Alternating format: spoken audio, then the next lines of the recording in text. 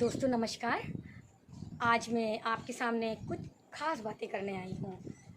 अगर मेरी कही हुई बातें आपको पसंद आती हैं तो उनको लाइक, शेयर और सब्सक्राइब ज़रूर करें। जैसा कि आप जानते हैं दोस्तों, प्रकृति है तो सब कुछ है। आज मैं आपको एक अपने अनोखे दोस्त से मिलाती हूँ। मिलिए इनसे।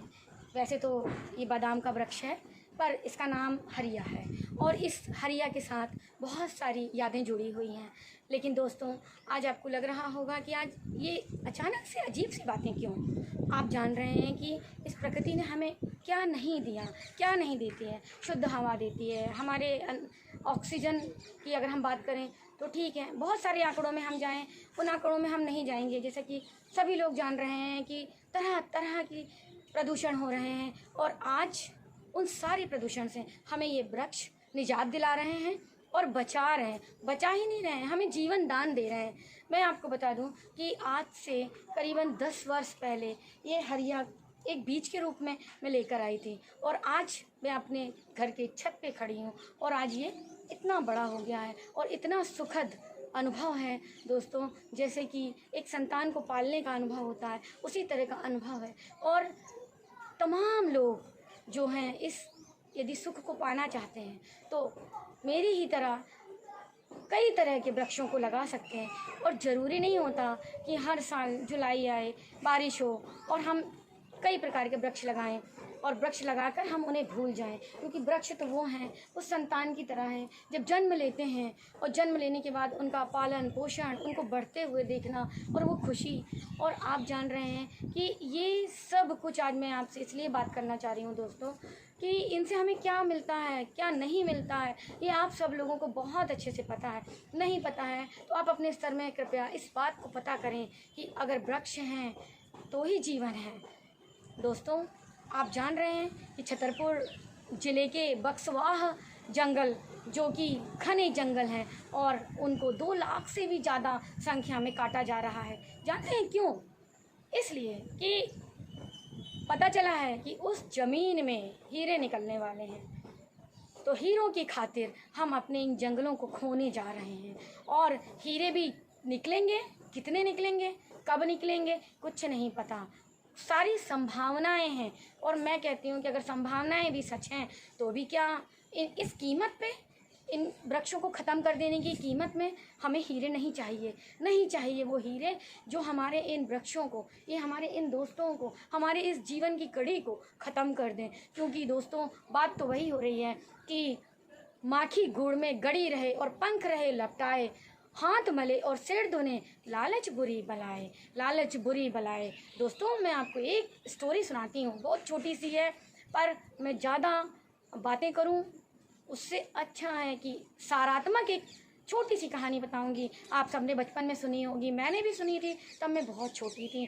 दोस्तों, एक राजा था और उस राजा ने तपस्या करके भगवान को प्रसन्न किया और प्रसन्न करने के बाद जब भगवान आए और बोले कि मैं तुम्हारी तपस्या से खुश हो गया हूँ, मांगो तुम क्या मांगती हो।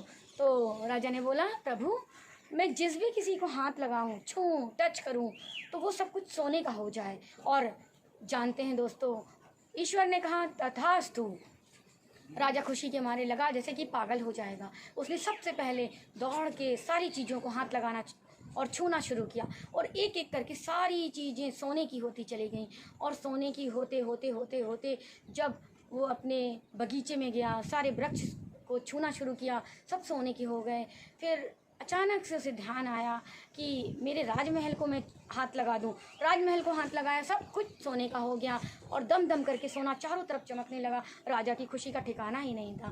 और फिर अचानक से उसको भूख लगने लगी, थक चुका था, शाम हो गई थी। सुबह से सारी चीज़ों को छूते छूते राजा भूख लगने लगी राजा को। राजा ने कहा सिपाहियों से कि मुझे कुछ बढ़िया सा भोजन लगाओ। जैसे ही उसने खाने के लिए कौर तोड़ा और वो कौर भी जब सोने का हो गया तो दोस्तों, आप समझ रहे हैं मैं क्या कह रही हूँ। उसने पानी पीना चाहा, पानी सोने का हो गया।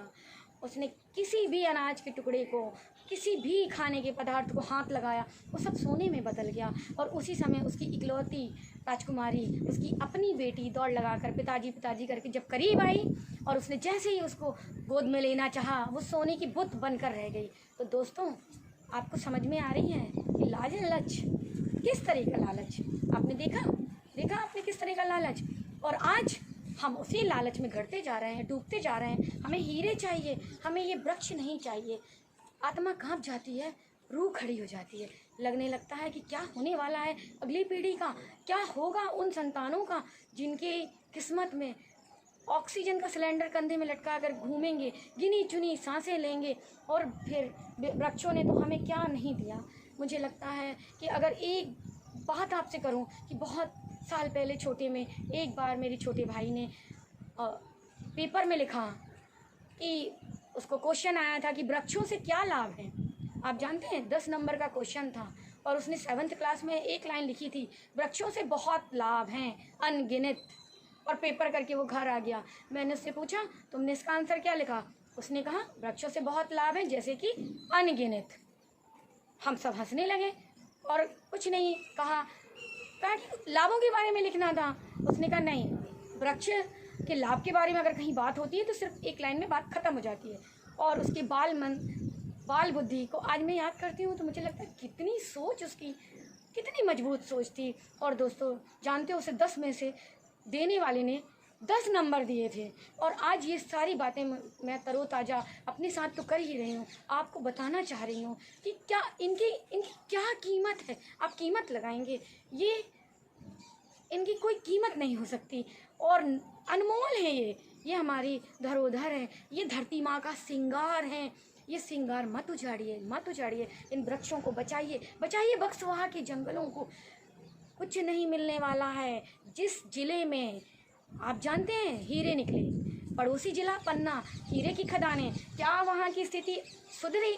सब कुछ वैसा का वैसा है। वहाँ से लोग पलायन करने लगे और बाहर जाते जा रहे हैं। कोई स्थिति में कहीं सुधार नहीं है। ये हीरे हमारी जान लेंगे, ना कि हमें कुछ देकर जाने वाले हैं, बल्कि जो हमारे अपने हैं, जो हमारे वनों से जुड़ी आजीविका है, वनों से जुड़े संस्कार हैं, सामाजिकता है, जो हमारी जैव विविधता है, उसे मत ख़त्म करिए। हमारी चाहे राज्य सरकार हो चाहे केंद्र सरकार हो, सबसे मेरी नम्र निवेदन यही अपील है कि बचा लीजिए, इन जंगलों को बचा लीजिए। इनके बारे में सोचिए, इनकी संवेदना पूर्वक सोचिए। और हम जैसे जितने भी प्रकृति प्रेमी हैं सब एकजुट होकर के बचा लीजिए इन जंगलों को।